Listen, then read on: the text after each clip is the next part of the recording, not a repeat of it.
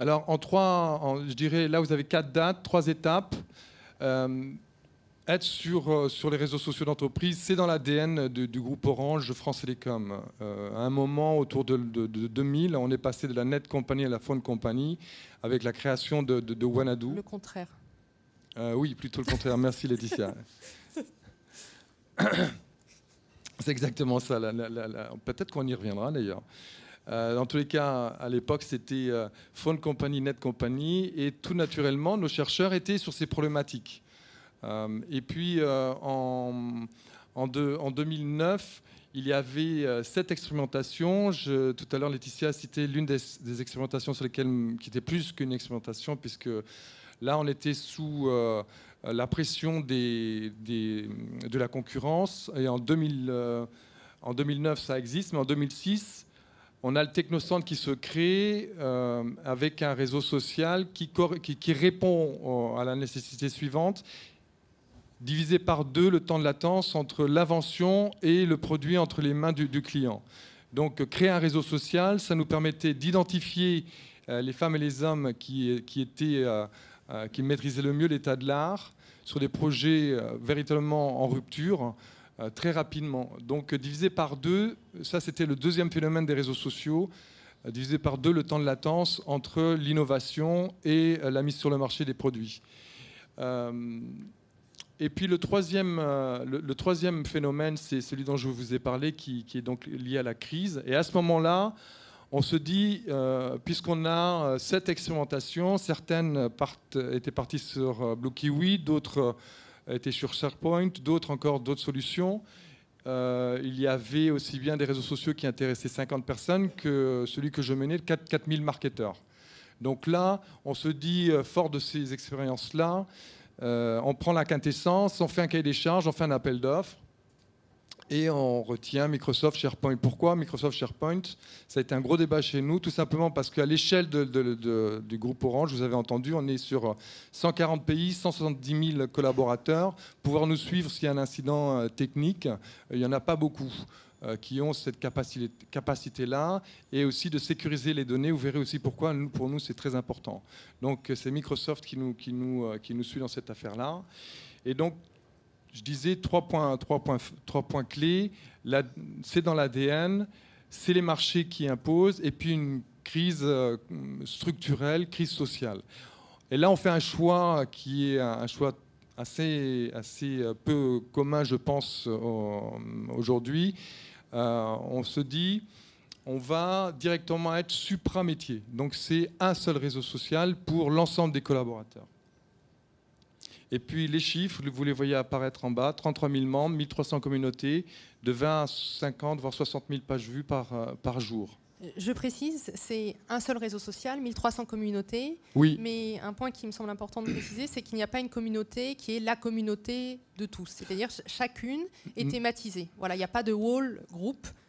Exactement. Il y a deux tendances sur les communautés. Elles sont soit initiées par les collaborateurs, les projets, les équipes, les directions, soit c'est spontané. C'est-à-dire, là encore, c'est un collaborateur qui décide ou un chef d'équipe qui se décide de se lancer.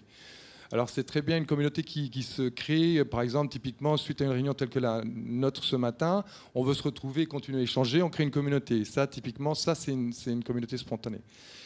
Et les grandes tendances, vous les voyez apparaître. Donc, on a 93% d'utilisateurs qui sont en France, 43% en Île-de-France, 57% en province. Donc, on s'est posé la question à l'époque, est-ce que c'est un problème, est-ce que ça va être un phénomène de Parisiens? En fait, vous voyez bien que non. Et puis, on a par ailleurs d'autres collaborateurs à hauteur de 7% qui sont issus de l'international. La grande surprise, c'est l'âge. L'âge moyen dans le groupe, c'est 48 ans. Là, on se retrouve avec 42 ans. Et on s'était dit, là encore, ça va être une histoire de geek. Geek dit jeune, c'est ça. Et surtout, génération Y. Et on s'est dit, à tous les coups, on va peut-être avoir des surprises de ce côté-là. Or, non. Et c'est là la bonne surprise, c'est qu'on a de tout âge. Et on parlait de geek, le point aussi important, c'est que c'est ni l'innovation ni l'informatique qui est en tête, c'est la vente. Pourquoi?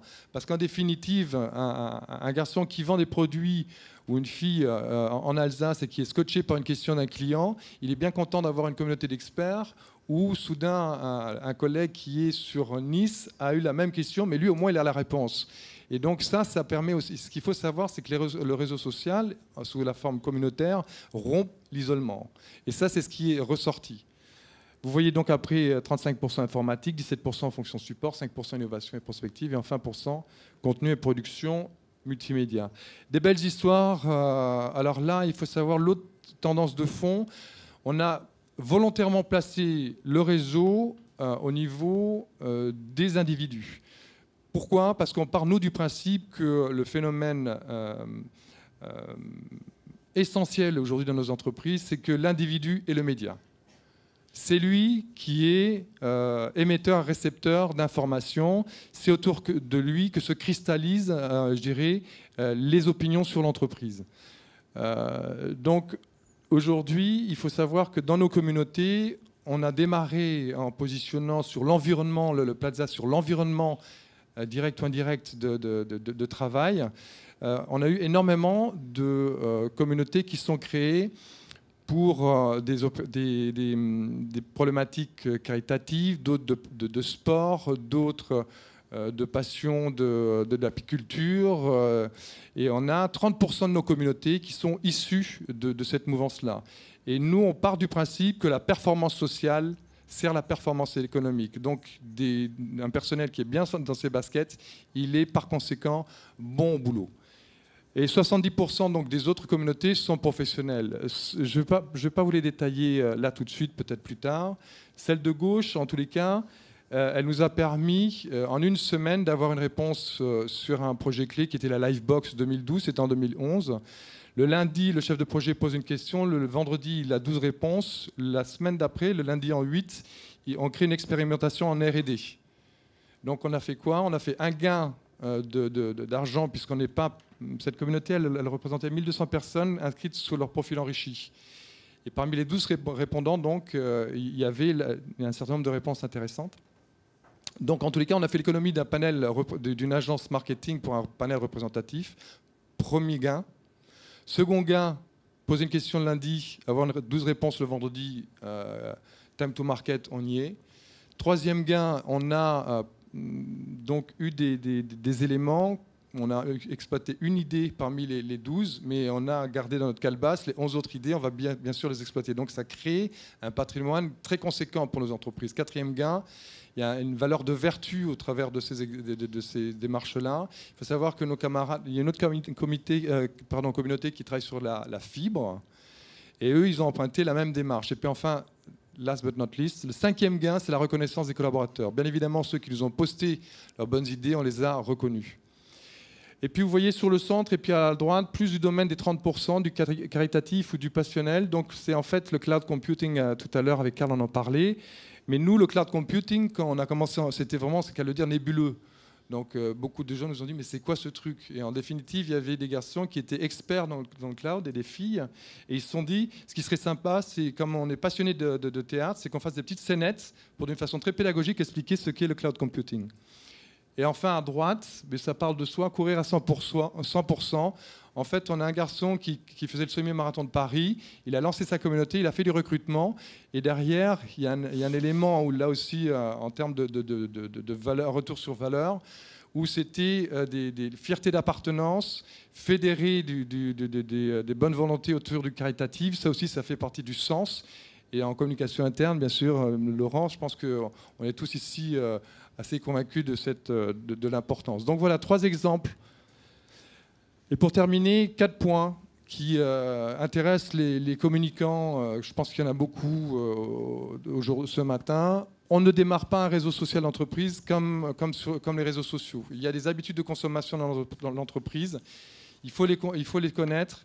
Et nous, on a emprunté ce qu'on appelle la stratégie du coucou, c'est-à-dire qu'on a été préparer des articles, des vidéos, etc. Et on a emprunté la politique éditoriale des différents supports.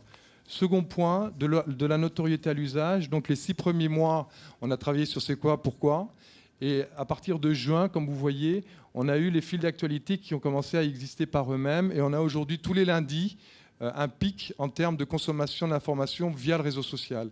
Troisième point, du virtuel au réel, mais là je ne le détaillerai pas, vous l'avez vu au travers de la vidéo.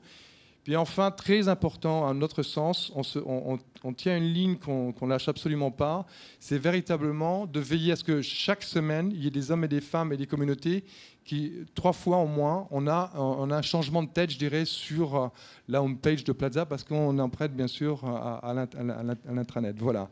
Ne jamais perdre ce fil conducteur, les hommes et les femmes au centre, donc systématiquement, c'est eux qui illustrent le réseau social. Voilà les ICA, je vous remercie de votre attention. Merci Sylvain. Vous pourrez poser vos questions à Sylvain après les différents intervenants ou sur Twitter, #NewIntranet.